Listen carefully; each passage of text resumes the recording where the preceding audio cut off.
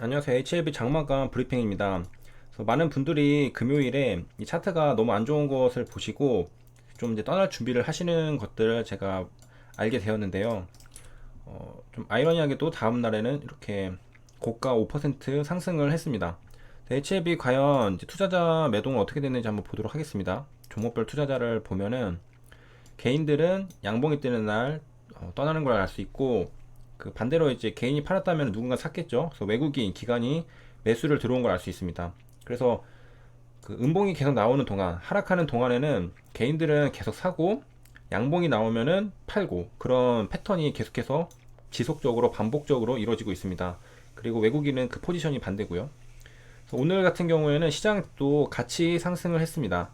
업종으로 보면은 코스피도 이제 1920을 이제 회복했죠. 그래서 여기 딱 그 선을 맞춰가지고 올라왔고, 그다음에 코스닥 150도 마찬가지로 요 선까지 올라온 걸 알 수 있으나 지금 1000을 찍었고, 코스닥도 마찬가지겠죠. 그래서 코스닥도 마찬가지로 코스닥은 이제 조금 더 돌파를 해서 올라왔습니다. 그래서 V자 반등을 해서 많은 분들이 아마도 이게 이제 한번 그 쌍바닥은 찍어야 되는 거 아니냐라고 많이들 이제 생각을 하시는데, 그 기다리던 쌍바닥은 잘 나오지를 않고 있습니다. 이게 저도 그 하락 관점에서 매매를 많이 하긴 하지만 생각보다 유동성이 많이 풀려 있고, 유동성이 많이 풀렸다는 것은 가격이 뭐 실물적으로, 그러니까 실질 가격이 그 하락했어도 명목 가치가 훨씬 더 높게 된 거죠. 인플레이션이죠, 결국에는. 그래서 이제 하락 관점이라 하더라도 그 많이 풀린 유동성을 극복하고 방향을 밑으로 내려가기까지는 많은 어려움이 있어 보입니다. 2008년도랑 그 금융 위기들 있잖아요. 2012년도 뭐 유럽발, 브렉시트, 뭐 여러 가지 사례들을 다 분석을 하다 보면은 생각보다 하락은 짧고 지속적으로 상승장이 도래하는 것을 자주 볼 수가 있습니다. 그리고 이제 오늘 같은 장에는 이제 김정은 관련해서 어떤 뉴스가 나오지 않을까, 뉴스가 나오면 하락 한번 하지 않을까라고 생각하고 진입을 이제 하시는 인버스 같은 거 진입하시는 분들도 상당히 좀 있었을 거라고 생각을 하고, 그다음에 이게 가파르게 하다가 지금 기울기가 살짝 줄은 상태입니다. 그래서 슬슬 이제 고점이 아닐까 생각하시는 분들도 많을 것 같은데, 이렇게 전고점을 다시 뚫고 올라오는 그런 상태였습니다. 그래서 이렇게 시장이 좋으니까 당연히 HLB도 그 상승할 수밖에 없죠. 시장 자체가 좋고, HLB는 지금 뭐 안 좋다고 생각하시는 분들도 있겠지만은 그안 좋은 것도 아니고 좋은 것도 아닌, 뭐 어떤 이슈가 있는 것도 아니고 아예 없는 것도 아닌 그런 상태입니다. 그러니까 이슈가 있다고 좋은 게 아니고 이슈가 없다고 또 안 좋은 게 아니고, 그러니까 어떤 이슈가 있어야 주가가 이렇게 이제 상승을 그 강력하게 할 텐데, 아니면은 또 이렇게 하락을 하던가. 근데 그런 게 아니라 지금 오늘도 뉴스 기사들이 없어요. 그래서 최근에는 그냥 잠잠한 상태. 그거를 증명하듯이 거래량도 잠잠합니다. 밑에 잘 안 보이시겠지만은 거래량이 그렇게 뭐 많지는 않고 시장에서 이제 관심이 살짝 멀어져 있는 상태입니다. 그래서 시장에 관심이 다시 돌아올 때가 되려면은 이제 우리가 기다리고 있던 그 예정되어 있는 뭐 NDA라던가 여러 가지 이제 뭐 LI, LO 그런 이슈들이 발생을 하면은 또 거래량이 갑자기 팍 터지겠죠. 그래서 지금은 그냥 정상적인 횡보 상태라고 주가 상태를 분석할 수 있을 겁니다. 그다음 이제 시장 상황을 좀 봐야 될 텐데요. 일본은행이 당분간 상한없이 국채 매입을 하고 추가 이제 금융 완화 한다라고 했습니다. 그래서 사채, CP 매입도 대폭 확대한다고 했습니다. 그러니까 각국 정부가 이렇게, 일본 은행, 중앙은행들이 이렇게 그 시장을 하락하게 놔두지 않겠다라는 강력한 의지들을 보여주고 있으니까 시장이 웬만하면 하락하지를 않는 겁니다. 유동성이 계속해서 풀리고 있습니다. 그래서 지금 이제 거의 다 반등해서 올라온 상태에서도 유동성을 계속 풀려고 하니까 시장이 웬만해서는 하락하지 않죠. 금융정책 결정 회의서 의결을 하는데 금년도 이제 실질 GDP 3에서 5% 감소 전망, 명목이 아니라. 그래서 보면은 명목은 오히려 플러스가 될 수도 있어요. 그렇진 않겠지만 실제로는. 그래서 일본은행은 이제 27일 이제 상관없이 그 미국의 연준을 따라한 것 같은 느낌이죠. 얼리미티드 QE처럼 상관없이 국채를 매입하겠다. 그 다음에 기업 어음도 매입하겠다.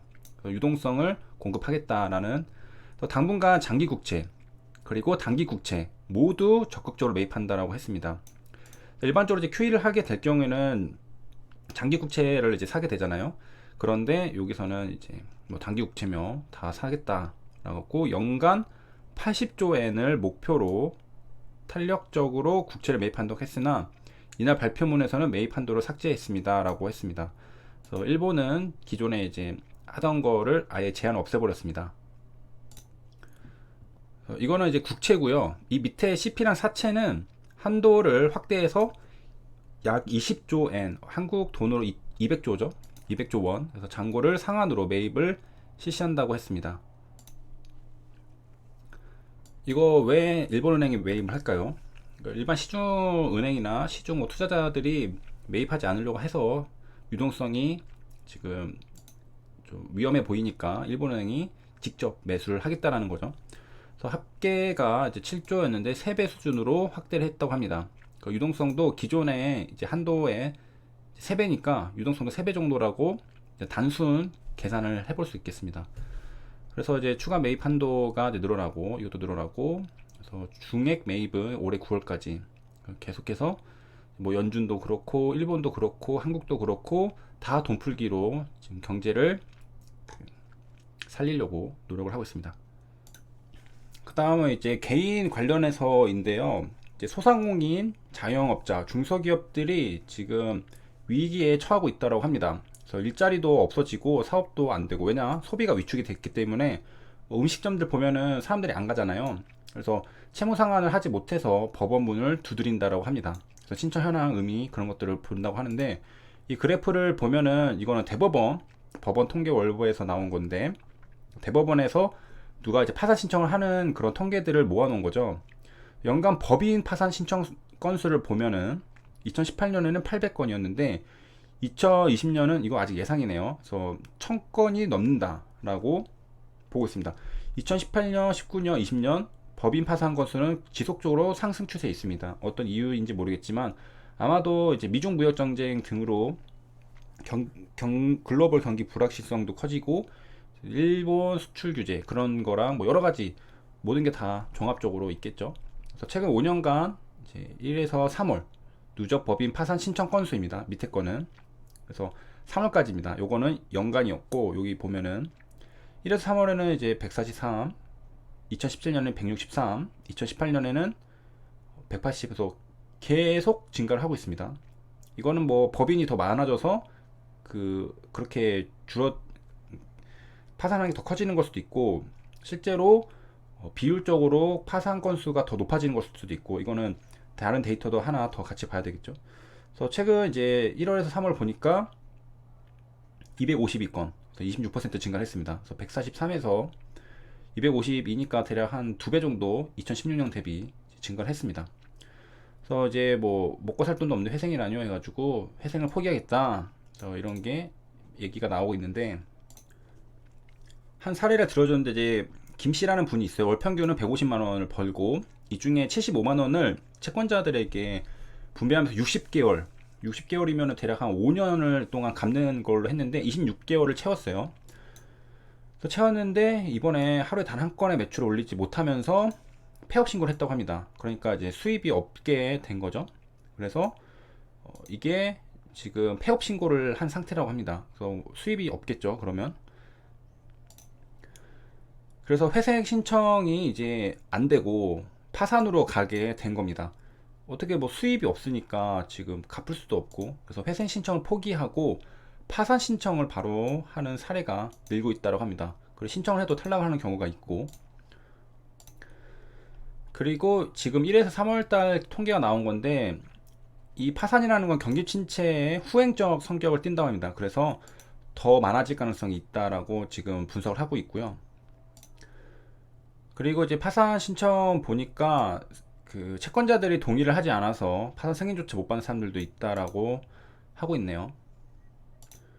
또 다른 사례는 193억 적자. 와, 적자를 엄청 많이 내셨는데 시스템 반도체 중소기업을 하고 계시는데 이제 법인 회생 신청서가 있다고 합니다. 그래서 중국 투자를 이제 겨우 잡았는데 그 질병이 터져서 망하게 된 거죠. 문제는 이제 연구개발에 자금을 너무 많이 끌어들였다라고 합니다. 그래서 그 R&D 투자를 너무 안 한다 하지만 여기는 많이 한 거죠. 그래가지고 여유 자금이 없는 상태에서 매출이 이제 빠지게 된 거죠. 그 질병으로 인해서 적자가 나고 개발비 감가상각하고 나니까 자본 잠식 상태에 빠졌다고 합니다. 그래서 재물을 조금 과감하게 투자를 R&D 쪽에 하다가 그래서 결국 이제 법인 회생 신청을 했다라고 합니다. 결국에 여기도 문제가 되는 것은 자금 유동성이 없어져 가지고 이렇게 되는 거고요. 그래서 좀 우울한 얘기긴 한데 여기까지 시청해 주셔서 감사합니다.